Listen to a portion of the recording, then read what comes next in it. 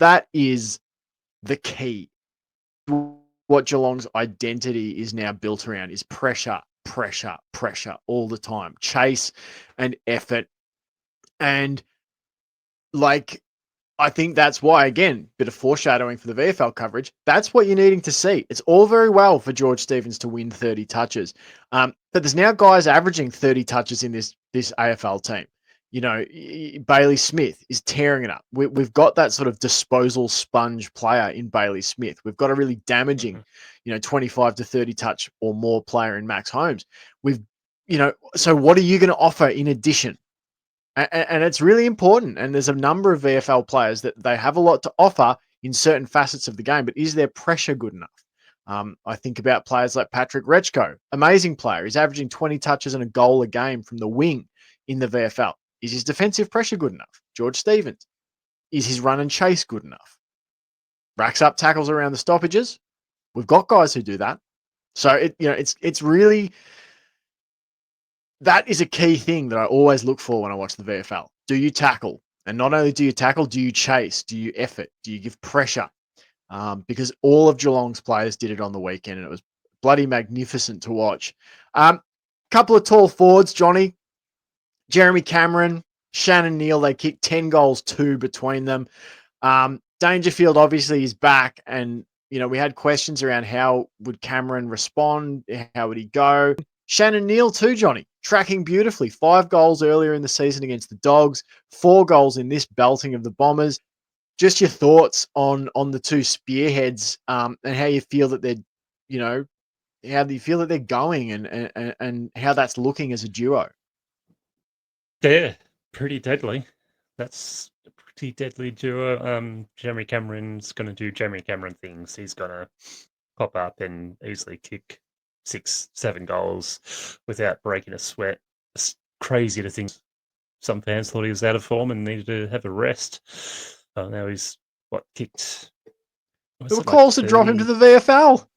Yeah, he's I'll get the stats for you. You keep talking. Stupid amount of goals in the last 6 games. And yeah, he's just gonna do what he likes. It's his forward line.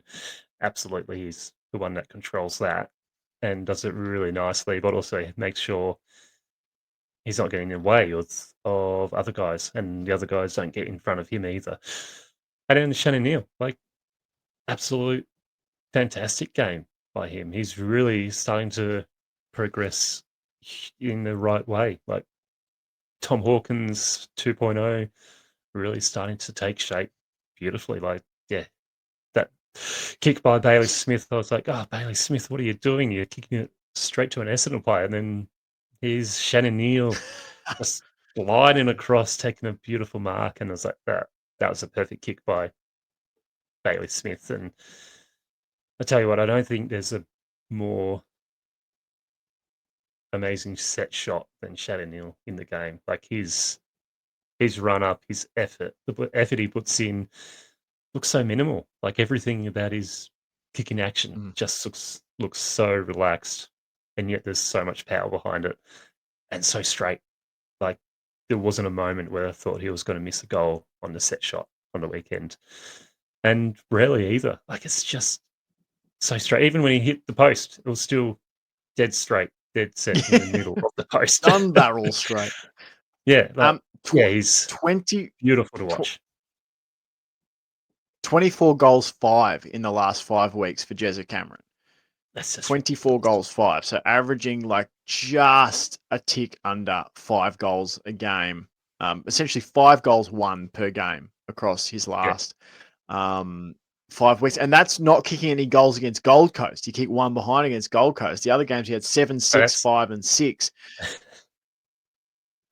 Yeah, ridiculous. And then all the games count, but Yeah. And then Shannon Neale, as I said, he's just ticking along beautifully. And yeah, he's a joy to watch. And as I said, his kicking action is also just joyous to watch him go about his business. And his marking, his leading, everything is just starting to really take shape for him. I've got a question for you, Johnny. Though you said, Tom Hawkins 2.0, but like let's dig in a little bit here. He's not really Tom Hawkins, is he? Like No, there's, definitely not. and I'm not even obviously, Hawkins. An all-time legend, but I'm just talking about the type of forward he is. Like he's just different. He's a bit more mobile. He's a little bit taller, maybe a longer reach. It feels like the handing of the baton from Hawkins over to Neale and Cameron, say, Yeah, is really significant in terms of the style of play Geelong want to make. Like Shannon Neale is going to pressure and effort and do things. He's going to contest and bring balls to ground in this new Geelong attack. Like he's suited for it, I think. yeah, I remember Scotty saying something about that at the end of last year when there was the debate about, or it might have even been earlier this year, where he said, I'm not saying, I'm trying to think what the quote was. It was something like, I'm not saying Shannon Neale is a better forward than Tom Hawkins, but something to the effect of, but he allows us to do some different things that we like. And I, mm, I think that's really true, Johnny. I think he is a yeah, different type definitely. of forward and he's well suited to this Cats team. Yeah, like he's still got a long way to even reach the heights of Tom Hawkins. Obviously, like Mm, he's got many years as a cat, hopefully to get to that level. But yeah, at the moment, like he's tracking nicely, and yeah, he's Tom Hawkins in the sense that I think he's going to be super reliable shot for goal. He's going to be that spearhead for us in a not too distant future. But he's going to be so reliable, dependable in that manner as Tom Hawkins was. Like I think in the next 3 4 years, you probably nearly depend on Shannon Neale to kick 4+ goals nearly every game. The way he can go about it, as you said, and then it's that pressure he brings as well around the ground. Like he's not afraid to chase someone down and lay a heavy tackle or crash a pack and bring it to the ground for a small forward. Or he's not afraid to hand it off to another player to have a shot at goal if he thinks they're in a better spot. And yeah, yeah, he's got that little bit more athleticism about him than Hawkins did.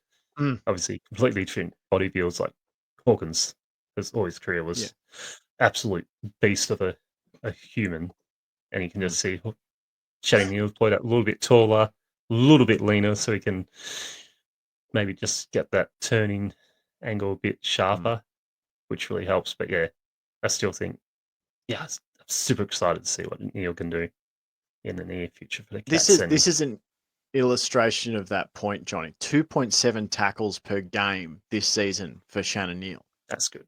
He's laid 38 tackles in 14 games. He's averaging 2.7 tackles per game. Um, Tom Hawkins tackles, on his career 1.8. And again, different types of players. And so that's not a dig at Tom Hawkins. It's simply to say different type of forward for a different type of system. And Yeah, I think if he continues to put it all together, Shannon Neale can have his own. I think he can carve out his own legacy at the Cats